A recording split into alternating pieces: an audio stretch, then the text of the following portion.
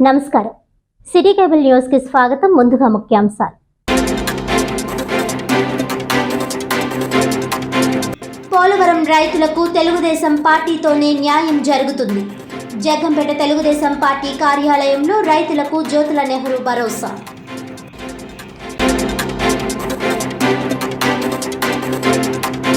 స్వామివారి కళ్యాణం క్రతువుకు రామనామ తలంబ్రాలు సిద్ధం చేసిన కాకినాడ జిల్లా పెదపొడి మండలం గొల్లల మామిడాడుకు చెందిన సూక్ష్మ కళాకారుడు. గత 14 సంవత్సరాలుగా శంకు చక్రనామ సహిత కళ్యాణ కొబ్బరి బొండాలు, రామనామ తలంబ్రాలు అందజేస్తున్న లయన్ ద్వారంపొడి యువరాజారెడ్డి.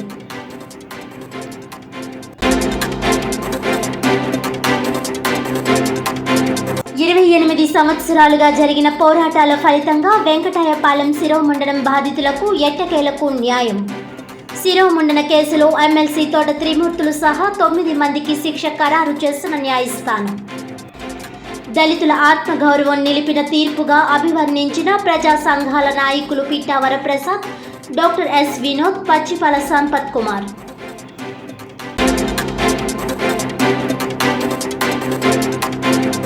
ఇక డీటెయిల్స్ చూస్తే, రాజ్యాంగమే పవిత్ర గ్రంథమని జగ్గంపేట ప్రాథమిక పాఠశాల ప్రధానోపాధ్యాయులు టీవీఎస్ రంగారావు అన్నారు.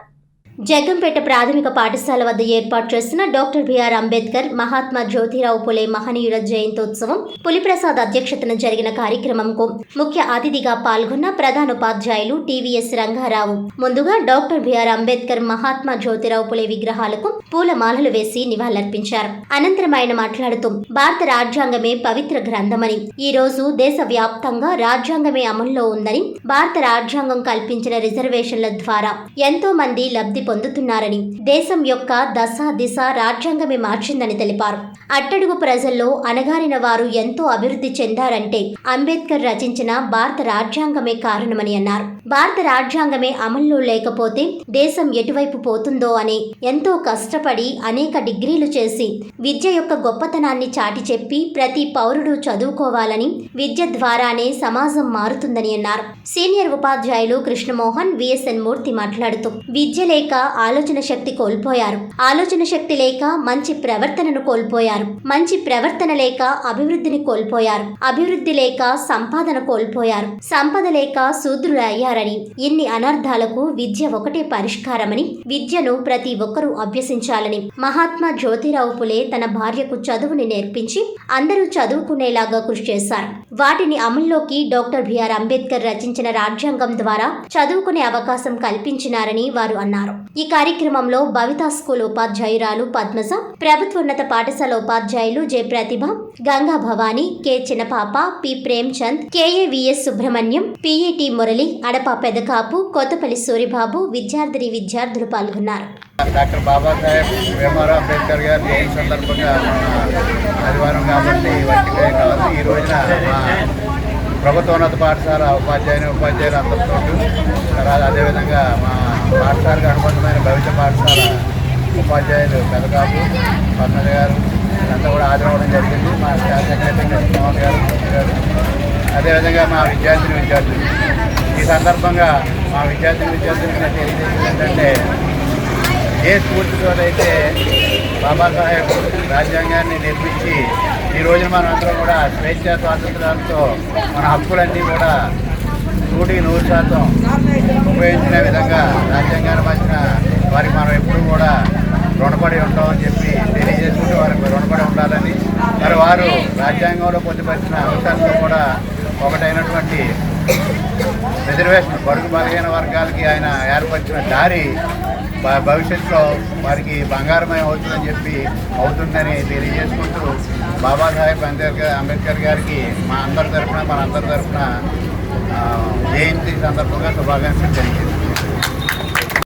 1996 డిసెంబర్ 29న జరిగిన రామచంద్రాపురం శిరోముండనం కేసులో 27 ఏళ్ల తర్వాత నిందితులు తోట త్రిమూర్తులు సహా 9 మందికి 18 నెలల జైలు శిక్ష, 2 లక్షల రూపాయల జరిమానా విధిస్తూ విశాఖపట్నంలోని ఎస్సీ ఎస్టీ అట్రాసిటీ కోర్టు న్యాయమూర్తి తీర్పు వెలువరించారు.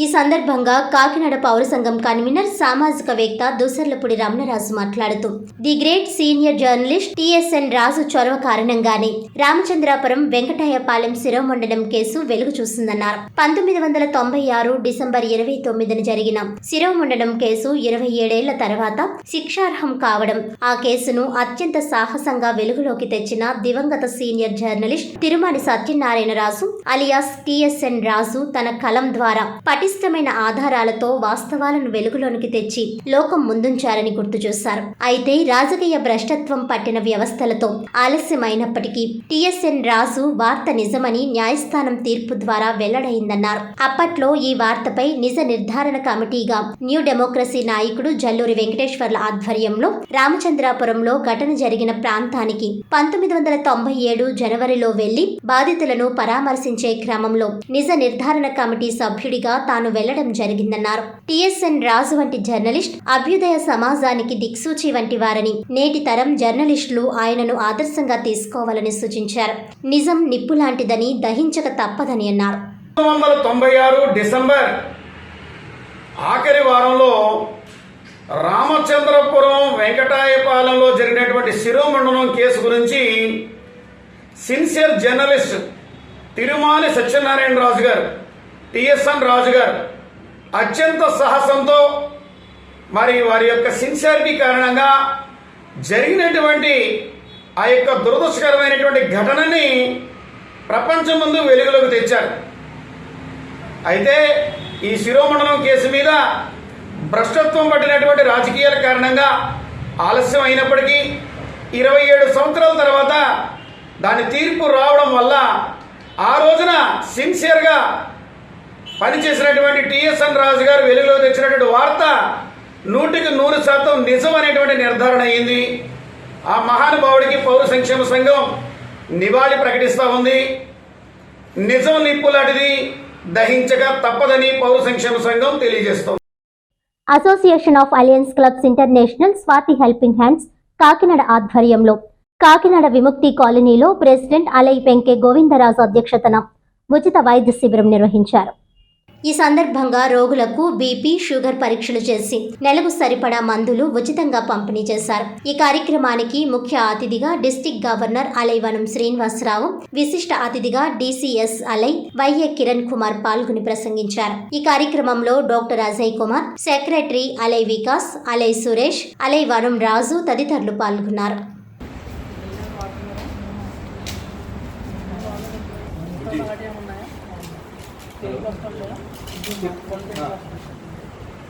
క్యాంప్లో ఉన్నాను, మన లేకపోతే విముక్తి కాలనీలో ఉన్నాను. వచ్చేస్తాను. ఏమన్నా చెప్పండి. ఇంటికి వస్తాను.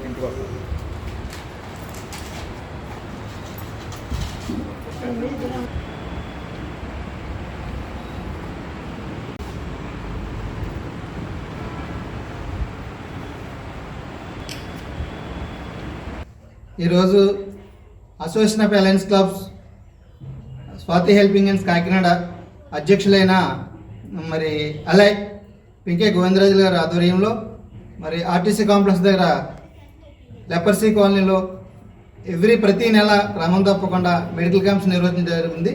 అందులో భాగంగా మరి ఈ రోజుని మరి లెపర్సీ కాలనీలో మెడికల్ క్యాంప్ నిర్వహించి అందరికీ కూడా ఉచితంగా మందులు పంపిణీ చేయడం జరిగింది.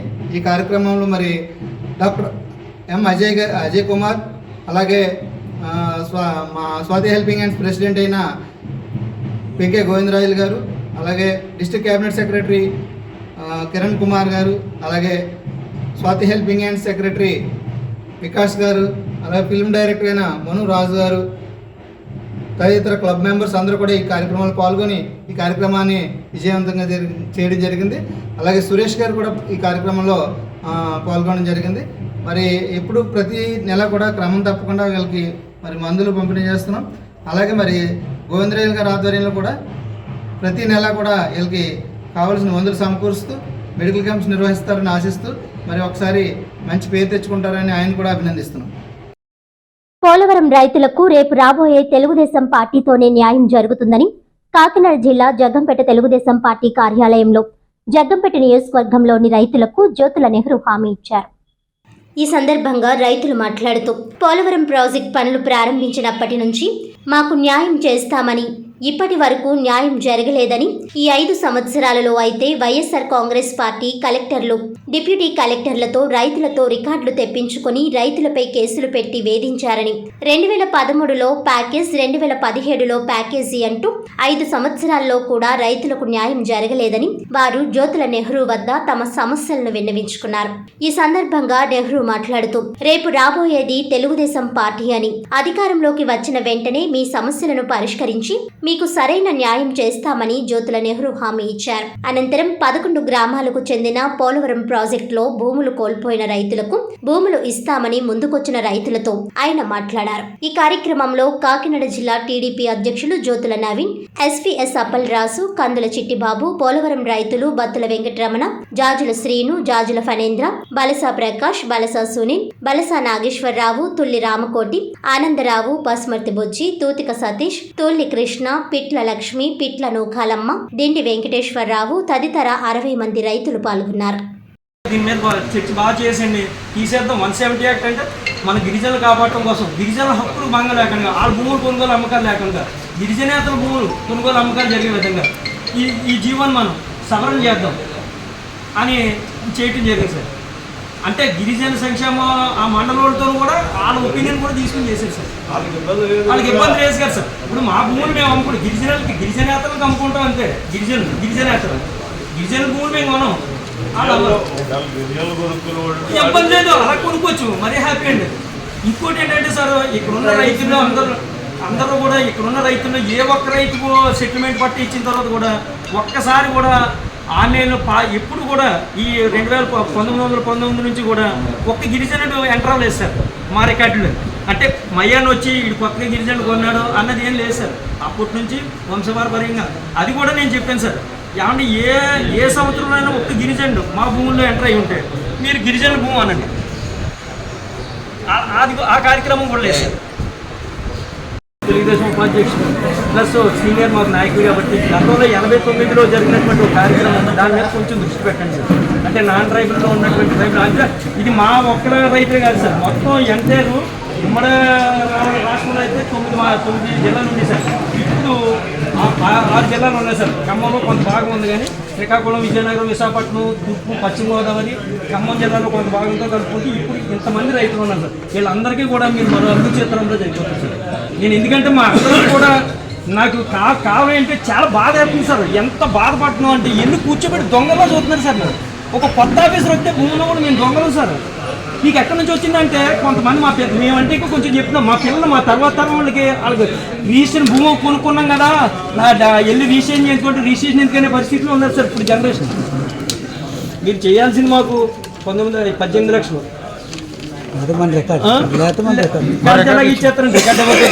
తగ్గిపోయినట్టు సార్.